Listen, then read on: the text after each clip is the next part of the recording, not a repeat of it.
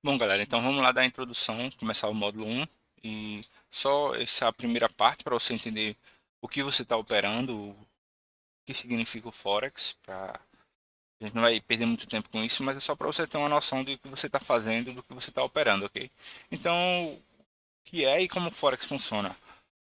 O Forex em si é um mercado que transaciona trilhões de dólares, né, por dia, porque você está negociando o câmbio, moedas, e quando você faz uma troca, sei lá, na macroeconomia, você vai comprar petróleo, vender soja, comprar milho, enfim, você vai ter que transacionar uma moeda entre um país e outro. Então, o fluxo financeiro diário mundial é astronômico. Então, o Forex em si, você está operando uma moeda contra outra, uma economia contra outra, uma variável macroeconômica de um país contra outra, ok?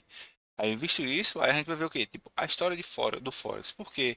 O Forex se iniciou lá no século XIX, meio que em 1800, porque quando o mundo começou a ficar meio mais globalizado, você tinha aquele problema de fazer as trocas, né? Você comprar seda na Índia ou condimentos, né, sei lá, na Arábia, enfim, trocar ouro.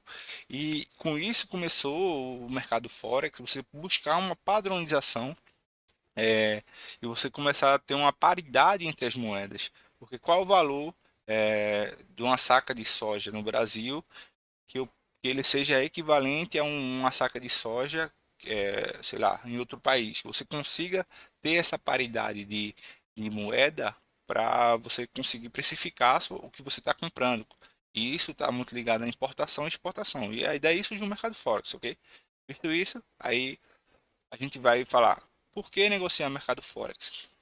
O mercado Forex ele funciona 24 horas por dia, ele abre ao domingo, domingo à noite, e fecha na sexta-feira à tarde, já final da tarde. Então, ele funciona 24 horas porque você está operando vários fusos horários, né?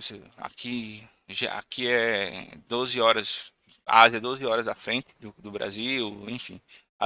O mercado são bolsas abertas em vários locais do mundo. Então, o dinheiro não dorme, você está o tempo todo transacionando é, mercadorias, moedas, então isso é uma das vantagens do mercado Forex, principalmente para quem no Brasil trabalha a horário convencional.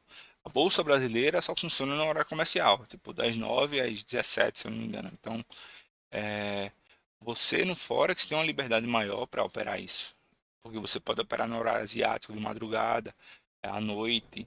Então, isso te ajuda a casar o teu estudo. Sei lá, você está trabalhando, não tem condições de estar operando no horário comercial.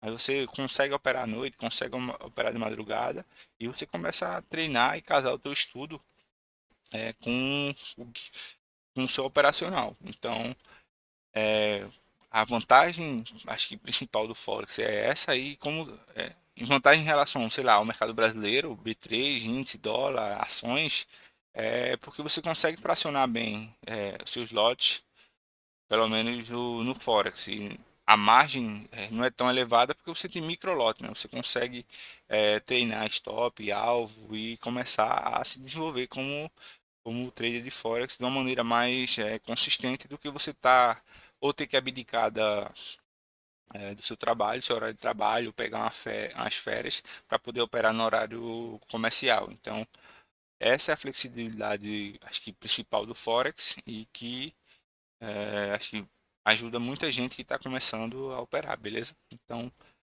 agora a gente vai para as terminações básicas do Forex. O que são terminações? É você compreender o que você está falando e o que alguém está falando, ó, o spread está alto, moeda tal, o Japão, enfim. O spread, o PIP, você compreendendo a linguagem do mercado, você consegue se desenvolver melhor. Então, essas são as terminologias básicas que você tem que ter em mente para começar a operacionalizar, beleza? Então, as, termino- vamos ver, as principais terminologias são o quê? Os pares de moeda, euro, USD, você está operando o euro contra o dólar, o USD contra o Japão. Então, esses aqui são os ativos que você está operando, tá? Um par de moeda contra o outro, você está operando a paridade. Então, sei lá, a gente vem aqui, BDS. BDS que é a diferença. você tem o BDS, que aí você tem o melhor preço de compra e o melhor preço de venda. É como se fosse um leilão. Ó, eu só te vendo se for nesse preço e eu só compro se for nesse outro preço. Então, e daí, quando você tem essa diferença de preço entre a melhor oferta de compra e a melhor oferta de venda. Por exemplo, eu só quero comprar esse teu, sei lá, esse seu celular a tanto e tu só quer vender a tanto. Então, só faz negócio quando você fecha meio que o spread. Eu aceito pagar o quanto você está cobrando e vice-versa, beleza? Então, o spread, o que é o spread? O spread é a diferença entre o BDS. Quando a gente fala, ó, o spread está muito alto no horário low, notícia chegou, o spread abriu muito, me tirou aqui sem eu nem ter chegado o preço lá, porque às vezes o spread abre a ponto de ninguém pagar aquele valor, entendeu? Então, o spread, quando a gente fala o spread abriu, o spread está alto do ativo tal, é a diferença entre bid e ask. Isso acaba encarecendo a tua compra ou a tua venda, porque sei lá, tu está comprando mais caro ou vendendo mais barato. Então tu já está levando aí um prejuízo no spread, beleza? O PIP. O PIP nada mais é que a variação, a menor variação que você vai ter da moeda, sei lá, o dólar aqui vai para 5 em 45,5. Então, essas são as variações que você vai, de PIP, que você vai observando, tá? Então, o PIP é a menor variação. Sei lá, andou 10 pips, aí você vai ganhar em relação à variação daqueles centavos. E isso, quando você usa um lote grande, isso é multiplicado pelo número de lote. Então, o lote nada mais é a quantidade de, sei lá, de moeda que você está comprando. Você vai comprar 100 mil dólares, que é o tipo um lote padrão, ou 001 que você está comprando aquele fracionado, você não precisa comprar ele todo. Então, isso é o lote, nada mais é que você vai ganhar em proporção ao lote que você está usando, beleza? Então, é uma medida de você quantificar o tamanho a quantidade de coisa que você vai comprar. Então, essas são as determinações básicas, que, só para quem é iniciante, né? Então, saber do que está fazendo. Então, vamos lá, os símbolos. Os principais símbolos são o SD, tá? Que é os Estados Unidos, zona do euro, que é uma moeda comum, o Japão, Grã-Bretanha, que é a Inglaterra, os países da Grã-Bretanha, o CHF, que é o franco suíço, o Canadá, tá? A Australian Dollar e Nova Zelândia. Isso aqui são os principais pares, que são mais operados, tem mais volume, tem mais spread menor, então essas são as principais moedas do mercado, que são o quê? As maiores economias transacionando, tá? Então, vamos passar aqui. Aqui é como se fosse um cabo de guerra, né? Você mostra que as negociações funcionam simultaneamente, é porque, sei lá, eu vou comprar GBP Japão. Significa que eu estou acreditando que o GBP vai valorizar e o JPY vai desvalorizar. Isso aqui é como se fosse, eu gosto de mostrar isso aqui como se fosse uma divisão, ó. Beleza? Vamos ver.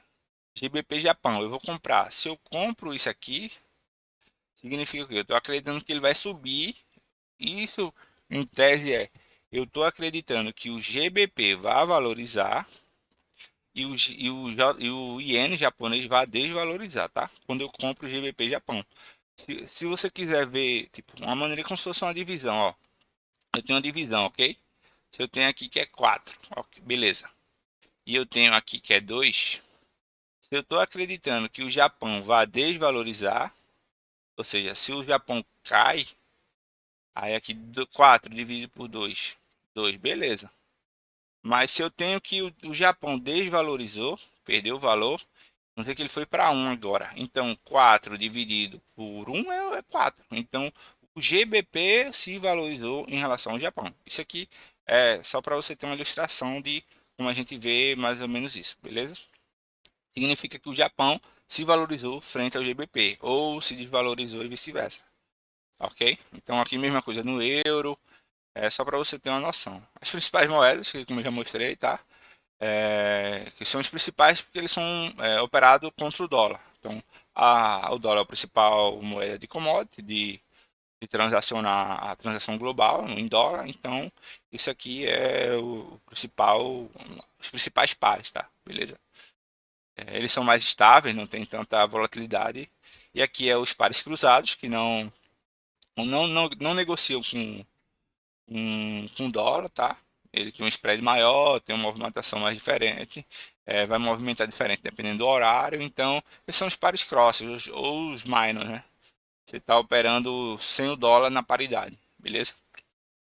Então, esses são os pares exóticos. O USD-BRL, nosso dólar brasileiro, é um par exótico, porque é um país emergente, ele tem uma volatilidade muito maior, o spread é maior, então vocês têm mais risco, né? Porque são países que meio que são em desenvolvimento, então a demanda por ele, por essas moedas, não é tão grande, então você acaba tendo um spread bem maior, porque não tem muita gente procurando.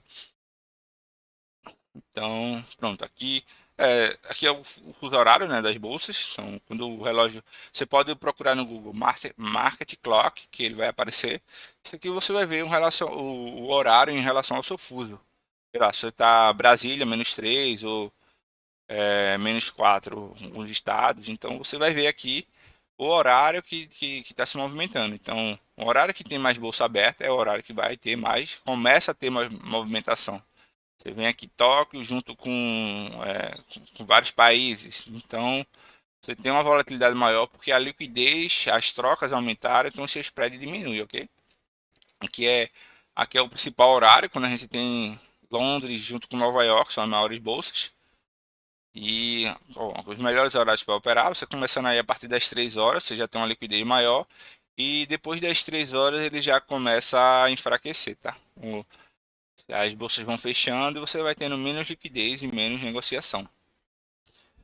Então, essa aula introdutória, essa é o primeiro módulo, né? Mais uma parte básica do Forex. E na próxima aula eu vou mostrar aqui, começar a detalhar mais o que é PIP, o que é moeda base, ok? Valeu, galera.